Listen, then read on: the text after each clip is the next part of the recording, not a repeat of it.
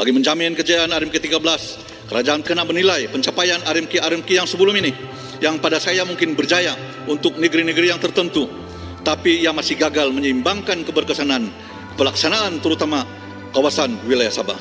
Tahun ini kita menyambut ulang tahun yang kemerdekaan yang ke-68 dan 62 tahun bagi penyertaan Sabah dalam Malaysia. Apa yang menyedihkan, 12 RMK telah berlalu, Sabah amat jauh tertinggal dari segi kemudahan asas. Dari segi ekonomi rakyat, jurang perbezaan lagi amat besar. Terbukti dengan Sabah menjuarai bilangan daerah yang termiskin dalam negara kita. Ini bukan satu kebanggaan kami daripada Sabah, tetapi suatu perkara yang perlu diperbetulkan. Sebab itu, Kota Marudu mencadangkan agar pelaksanaan RMK 13 ini dapat diperhalusi keberkesanannya. Kemakmuran bersama yang terkandung di dalam pembangunan, dalam pelan pembangunan haruslah benar-benar dilaksanakan. Datuk Yang Dipertua, di bawah tonggak mobilitas sosial disebut tentang penyeimbangan kemajuan ekonomi, wilayah dan juga pengukuhan pembangunan luar bandar. Terima kasih kerana kerajaan melihat perkara ini sebagai salah satu keutamaan yang perlu dilaksanakan. Kegagalan pembangunan yang seimbang adalah yang perlu diperhalusi dan melaksanakan satu lagi perancangan 5 tahun.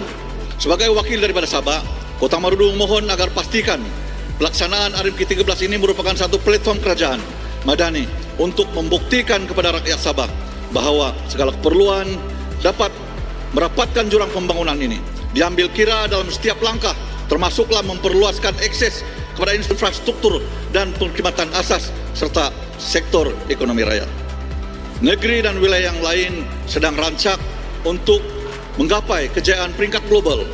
Namun wilayah Sabah masih tenggelam dengan berjuang untuk mengatasi kadar kemiskinan yang tinggi, menaik taraf jalan, malah ketiadaan jalan perhubungan yang untuk setengah kampung juga berdepan dengan masalah bekalan air dan juga bekalan listrik. Paksi kemiskinan adalah infrastruktur yang tidak sempurna. Maka untuk melihat tiada lagi miskin tegar, kerajaan kena bermula dengan membina infrastruktur bagi kawasan-kawasan yang tertinggal daripada RMK sebelum ini, seperti Kota Marudu. Kota Marudu mohon agar kerajaan madani membantu kami menaik taraf jalan-jalan, antaranya seperti yang selalu disebut dalam perbahasan saya. Jalan Rampai, Jalan Darandang Garau, Jalan Gomon di kawasan Matunggung, Jalan Kirangawan di Bandau, Jalan Kuromoko, Jalan Tagibang dan Bambangan, Jalan Sencogon Mogis di kawasan Kota Marudu, dan banyak yang saya tidak sempat sebut pada hari ini, supaya dimasukkan dalam peruntukan RMK yang ke-13 ini. Di ibu kota dan negeri-negeri yang lain, kerajaan sedang berusaha untuk menaik taraf pengangkutan awam, pembesaran dan penambahan lebuh raya. Namun wilayah Sabah, khususnya Kota Marudu, kita cuma mahu agar semua kawasan pekan dan kampung mempunyai jalan yang baik, supaya rakyat boleh memasarkan hasil pertanian secara langsung, dapat menaikkan taraf ekonomi rakyat luar bandar. Rakyat sudah tidak sabar, Datuk Seri Yang Dipertua. Keadilan dari sudut pembangunan mestilah dilaksanakan sekarang, bukan untuk menanti satu lagi RMK. Untuk selesaikan masalah ini, sepatutnya yang telah dilaksanakan sebelum RMK yang ke-13 ini. Kami mengharapkan satu usaha serta kesungguhan kerajaan dalam RMK 13 ini.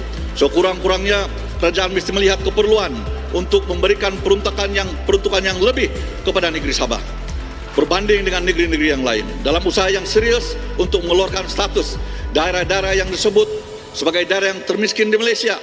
Kita kena buktikan bahawa RMK 13 ini di bawah kerajaan madani kita mempunyai ketulusan dan usaha yang lebih diyakini dan pasti berbanding dengan kerajaan-kerajaan sebelum ini.